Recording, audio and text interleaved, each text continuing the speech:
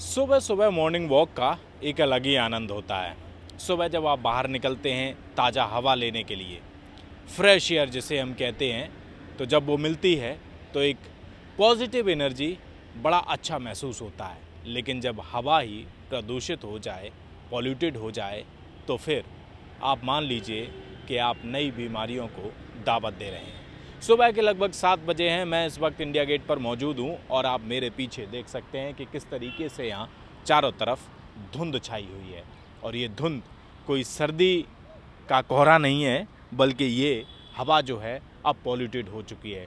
लोग यहाँ पर फ्रेश एयर लेने के लिए आते हैं, लेकिन आप देखिए कि यहाँ पर कुछ लोग मास्क इस वक्त लगाकर निकल रहे हैं और इसी से अंदाज़ा लगाइए कि किस तरीके से लोगों को सांस लेने में दिक्कत हो रही है।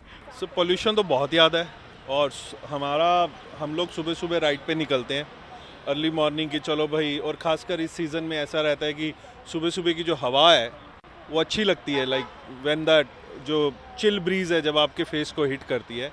बट अभी तो ऐसा लगता है सब कुछ जला जला सा है। जो हवा की जो स्मेल भी है ना, वो है बिल्कुल ऐसे लगती है जैसे सब कुछ जला हुआ है। मतलब कुछ वो ताजगी, वो फ्रेशनेस कुछ भी नहीं है। पोल्यूशन तो बहुत ज़्यादा हो गया है, बट अब कर क्या सकते हैं हम दिल्ली वाले। लेकिन सरकारें हर साल दावा करती हैं और दावे फेल होते हैं। सर अब सरकार का क्या है कि वो पॉलिटिक्स में है, सफ़र कॉमन पीपल करते हैं हमारी तरह, बस यही कह सकते हैं। सुनते तो हम भी हैं, न्यूज़पेपर हम भी पढ़ते हैं, लगता तो हमारे को भी है, बस वही है। I think it's passing the buck and यही सब चलता रहता है। फिर जिम्मेदारी कौन लेगा? ऐसे तो फिर कहीं कुछ होने वाला है। आई थिंक प्रोबेबली एक सिनेरियो ये आएगा कि पब्लिक अपने हाथ में ही ले लेगी जिम्मेदारी, अगर यही सब चलता रहा तो। जब हवा पॉल्यूटेड हो जाए तो फिर क्या करेंगे? अब हवा पोल्यूटेड हो जाए तो अब इसी में सांस लेना पड़ता है, वो तो बहुत डिफ़िकल्ट है। और जो है ये अब बहुत सारे प्रॉब्लम्स एलिमेंट्स आने का डर तो है। अब आज तो जो है शुरुआत ही है ठंड की, तो अब तो धीरे धीरे और ये सीवियर होते चला जा रहा है। सो अभी कुछ और मेजर्स लेने पड़ेंगे हमें, साइकिलिंग करने के टाइम में और गियर्स लेने पड़ेंगे, तो वो तो एक एडिशनल चीज़ तो है ही। एंड हैजीनेस तो है क्लाइमेट में। कल भी मैं देख रहा था कि जो है उधर एनसीआर रीजन में तो बहुत ही बुरी स्थिति है। दिल्ली में तो भी ये हालत है, एनसीआर की तो पता ही नहीं। तो यही चीज़ है, बताइए। आम आदमी तो प्रयास कर रहा है, लेकिन सरकार हर साल दावे करती है और जब ये समय आता है तो वो दावे कहीं नज़र आते नहीं। सरकारों का क्या है, वो तो आते जाते रहते हैं। उनकी तो यही बातें हैं कि जो है हमेशा वो एक दूसरे को ही ब्लेम करते रहते हैं। अगर वो ब्लेम बंद करें, अपने आप पे वर्किंग करना शुरू करें, वो कैसे ठीक कर सकते हैं, सिस्टम को कैसे सही कर सकते हैं, तो ज़्यादा बढ़िया रहेगा। और बाकी आम पब्लिक को भी चाहिए थोड़ा जो है साइकिलिंग से जो है जो वर्क प्लेसेस में जा सके वैसे जा पाए, और जो है अवॉइड करे जो है व्हीकुलर ट्रैफिक जो है। बिकॉज मुझे तो सबसे बड़ा प्रॉब्लम तो व्हीकुलर ट्रैफिक का ही लगता है। क्या लगता है कि हेल्थ के साथ बड़ा खिलवाड़ हो रहा है दिल्ली एनसीआर? यहाँ तो कब से हो रहा है हेल्थ के साथ खिलवाड़, तो जो है ये तो जब मैं देखता हूँ तो हमेशा सितंबर अक्टूबर के बाद ये शुरू हो जाता है और ये दिसंबर तक रहता है। डिस्पाइट आप दिवाली में जो है पटाखे चलाने बंद कर दीजिए या फिर कुछ कर दीजिए, प्रॉब्लम पटाखे चलाने का ही नहीं है। प्रॉब्लम आपको जो है ये है कि व्हीकुलर ये पॉपुलेशन कैसे कम करे, ट्रैफिक कैसे कम करे, और ये सेंट्रलाइज बिजनेस डिस्ट्रिक्ट में तो खास करके कम करें और उसको रेगुलेट करने की ज़रूरत है।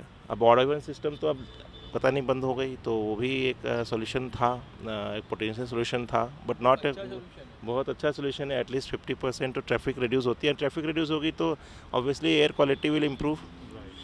और रिसर्च की भी आ सकता है कि आखिर ये हर साल ये क्यों हो रहा है, क्या रीजंस है, मेरे मेजर कंट्रीब्यूटर क्या है।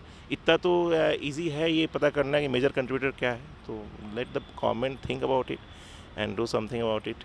आपने तो कई सारे यहाँ पर सुझाव बता भी दिए हैं। एक और युवा हमारे साथ मौजूद हैं।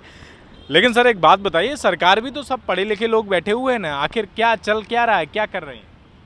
सरकारें तो काम कर रही हैं अपनी तरफ से, मैं उस पर ये नहीं कहूँगा, लेकिन हाँ कुछ और भी कर सकते हैं। जैसे कुछ अवेयरनेस के प्रोग्राम और चलाएं। आजकल हम सब लोग मॉडर्नाइजेशन की तरफ भाग रहे हैं, लैपटॉप बांट रहे हैं, टैबलेट बांट रहे हैं। बांटने साइकिल बांटिए, साइकिल बांटेंगे तो लोगों को पता पड़ा कि भाई इसकी ज़रूरत क्या है, क्यों सरकारें बांट रही हैं, तो एक अवेयरनेस आएगी। और रही बात केवल सरकार की नहीं, इनफैक्ट आम आदमी को भी हमें कोशिश करनी पड़ेगी। अब दिवाली आने वाली है, तो आम आदमी कितना अवेयर है, जो बार बार गवर्नमेंट से डिमांड करता है, लेकिन उसकी खुद की क्या रिस्पॉन्सिबिलिटी है वो पता पड़ जाएगी दिवाली पर। दिवाली पर केवल दिल्ली नहीं, इनफैक्ट मैं कानपुर था तो कानपुर में भी दिवाली के अगले कुछ दिनों तक बहुत बुरा हाल था। तो हर जगह दिवाली पे हालत ख़राब हो जाते हैं। तो हम लोगों को इस बार कसम खानी है कि दिवाली पर चाहे जो हो जाए, दुख तो होता है क्योंकि बचपन से करते आ रहे हैं, बट इस बार पटाखे धुएँ वाले नहीं चलाने हैं। पटाखे नहीं चलाने, यहाँ पर तो बैन है पटाखे दिल्ली में, लेकिन फिर भी पटाखे, आखिर ये पटाखे आते कहाँ से हैं फिर? हाँ, ये एक बहुत इंपॉर्टेंट पॉइंट, इस पर सरकारों को बहुत ज़रूरी कदम उठाना है कि पटाखे बैन तो हैं बट वो ग्राउंड पर तो बैन हो नहीं रहे हैं जी। आज भी मिल रहे हैं चौराहों पे, जब रेड लाइट पे गाड़ी रुकती है तो बच्चे आए थे छोटे छोटे पटाखे लेके, हम तो उन्हें भगाए थे, बहुत सारे उनसे खरीदते भी हैं। तो कम से सरकारों को ये ध्यान देना है कि केवल पेपर पे बैन करने से काम नहीं चलेगा, उसको एग्जीक्यूट करना पड़ेगा ग्राउंड पे। मुझे एक चीज़ और लगता है कि पटाखों के अलावा भी देखना चाहिए कि जो है कि सिर्फ पटाखों से ही नहीं होता है, मुझे लगता है कि सब और भी कंट्रीब्यूटर्स हैं। सवाल ये था सर कि आखिर पटाखे बैन है तो पटाखे आते कहाँ से? नहीं, पटाखों का जो है बात ये है कि पटाखे तो अभी 2-3 दिन बाद छूटेंगे, अभी तो ऐसे छूट नहीं रहे हैं, लेकिन ये 10 दिनों से क्यों बढ़ा हुआ है, इसका भी कोई मेजर कंट्रीब्यूटर तो होगा। बीच में ऑडी-1 लेकर आई थी, ऑडी-1 की से गुड पोटेंशियल सोल्यूशन, हाँ वो कर सकते हैं, बट वो अभी पता नहीं अब क्यों बंद हो गया। पहले तो ये था, आई थिंक 2 साल पहले था, क्यों जी सर? हाँ 2 साल पहले तो था ये, अब क्यों पता नहीं क्यों बंद हो गया, तो वो तो होना चाहिए। ठीक है सर, बहुत बहुत धन्यवाद बात करने के लिए। तो लोगों से हमने बात की तो आप साफ तौर पर उनका जो मानना है कि सरकारें जो हैं वो यहाँ पर काफ़ी काम तो करती हैं, लेकिन एग्जीक्यूट ग्राउंड लेवल पर कितना हो पाता है ये बड़ा सवाल है। और शायद इसी की वजह से हर साल सरकारें जो दावा करती हैं कि इस साल तो हो गया है लेकिन हम इस पर काम करेंगे और अगली साल इस समस्या से निजात मिल जाएगी, लेकिन जब नेक्स्ट ईयर फिर से आता है तो वही समस्या फिर से हमारे सामने खड़ी हो जाती है। और इस वक्त आप देखिए कि चारों तरफ लगभग 7 बजे भी धुंध छाई हुई है, एक तरफ सूरज अपनी रोशनी दे रहा है, लेकिन फिर भी ये धुंध हटने का नाम नहीं ले रही है। दिल्ली एनसीआर में एक तरफ हवा प्रदूषित हो चुकी है तो दूसरी तरफ पानी भी पूरी तरीके से प्रदूषित हो चुका है, और ऐसे में लोगों का जीना जो है वो बेहाल यहाँ पर हो चुका है। सांस लेने में जब दिक्कत होने लगे तो यकीन मानिए कि आप नई बीमारियों को दावत दे रहे हैं। कैमरा पर्सन चंदन के साथ दिल्ली से हृदय यादव, न्यूज़ पॉइंट।